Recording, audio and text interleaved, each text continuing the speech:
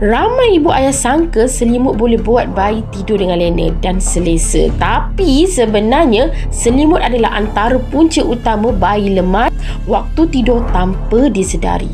Bila selimut menutupi hidung atau mulut, bayi tak pandai alih muka sendiri.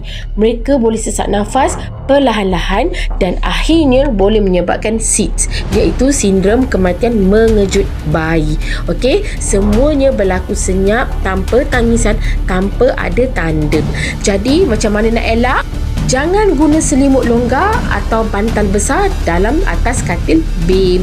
Yang kedua, gunakan sleep sack atau pakaikan bayi baju tidur yang sesuai dengan suhu bilik. Yang ketiga, pastikan bayi tidur terlentang di atas tilam yang rata tanpa ada sebarang di sekelilingnya. Dan yang keempat, kadang kita rasa nak bagi baby selesa tapi keselamatan dia adalah lebih penting.